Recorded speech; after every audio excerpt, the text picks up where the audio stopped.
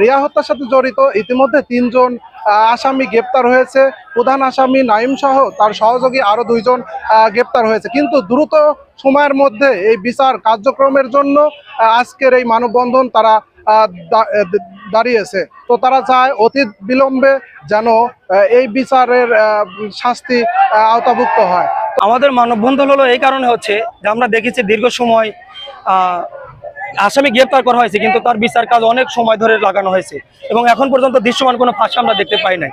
তো আমাদের আজকের এই মানববন্ধন হলো এটাই, যেন রামিসাকে যেভাবে তার বাসাতে যেরকম প্রধানমন্ত্রী গিয়েছিল বা নেতারা গিয়েছিল জন্য দ্রুত বিচার কাজ পেয়েছে, আমরা যেন রিয়া হত্যার জন্য বিচারটা খুবই দ্রুত পাই এবং শুধু গ্রেপ্তারি সীমাবদ্ধ নয়, আমরা যেন তার বিচার কাজ খুব দ্রুত শেষ করে তার সর্বোচ্চ শাস্তি যেন নিশ্চিত করে আইন। তার সাথে আরো যারা জড়িত আছে তাদেরকে দ্রুত বিচারের আওতায় আনা হোক। এবং আমরা সারা বাংলাদেশেই দেখছি আজ পর্যন্ত শুধু মামলার রায় হয়, কিন্তু সেই মামলার রায় কার্যকর হয় না। আমরা চাই অতি দ্রুত বিলম্বে যেন এই মামলার রায় কার্যকর করা হয়, আমরা সেটা তার দাবি জানাচ্ছি।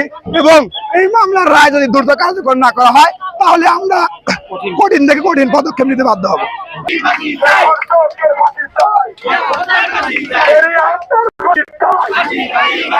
যদি সঠিক বিচার হতো তাহলে বাংলাদেশে দিন দিন ধর্ষণ বাড়তো না। যদি আমাদের বাংলাদেশে যদি ধর্ষকের বিচারই না হয় তাহলে ধর্ষক তো বাড়বেই। এই জন্য আমাদের একটাই কথা, বিচার চাই, বিচার চাই, ধর্ষকের বিচার চাই। এবং হত্যা করা হয়েছে, আমরা চাই যে ধর্ষকের ফাঁসি হোক। তারা নৃশংসভাবে হত্যা করা হয়েছে, এই নিন্দা প্রতিবাদ জানাই আমরা। আমরা নারী, আমাদেরই আছে, আমাদের যদি এরকম ভাবে হচ্ছে সবাই ছেড়ে দেয় তাহলে কিরকম হয়? আমাদের যে ধর্ষণ করেছে, তার হত্যা করেছে, তাদের আমরা একটা প্রতিবাদ জানাবো, আমরা তাদের জানাই ঘৃণা। হ্যাঁ, অবশ্যই আমরা চাই তাদের ফাঁসি দেওয়া হোক। তাদের যদি ফাঁসি দেওয়া না হয়, প্রশাসন যদি হচ্ছে তাদের প্রতি কোনো প্রতিবাদই না করে তাহলে কেমন হয়? আমরা চাই তাদের ফাঁসি হোক। আজকে হচ্ছে আমাদের সভাপতি রিয়া, মানে আমাদের বড় আপু, তার জন্য আমরা মানববন্ধন করেছি। তাকে হচ্ছে ধর্ষণ করা হয়েছে, আমরা চাই যে হত্যাকারীকে ফাঁসি দেওয়া হোক।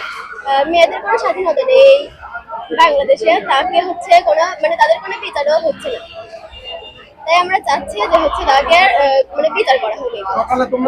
যখন আমরা সকালে হচ্ছে স্কুল মানে বাসা থেকে বের হই স্কুলে আসার জন্য বা কোচিং এ যাওয়ার জন্য, তখন অনেক টেনশনে থাকে। তখন আমরা যদি রাস্তাঘাটে আসার সময় মানে আসি, তখন আমাদের যদি কোনো মানে ছেলেরা যদি ডিস্টার্ব করে বা সেরকম মানে ধর্ষণ করে, রিয়ার মতো যদি আমাদের কোনো পরিস্থিতি হয়, তাহলে তো হচ্ছে আমাদের মানে বাবা মাও রিয়ার বাবা মার মতো এরকম মানে কি করবে, মানে তাদের খারাপ পরিস্থিতি হবে।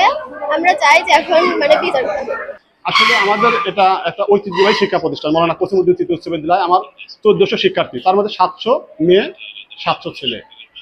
আমার এই রিয়া 10ম শ্রেণীর মেধাবী শিক্ষার্থী। তাকে এই ঘাতকেরা ধর্ষণ করেছে এবং নির্মমভাবে হত্যা করে লাশটা পদ্মা নদীতে ফেলে দিয়েছে। কি একটা মানে অমানবিক ঘটনা, যেটা আমরা চোখের পানি রাখতে পারছি না। আমরা শিক্ষক সমাজ একেবারে মানে কঠিন একটা তোমার মধ্যে গেছে যে এটা কেমন করে হলো।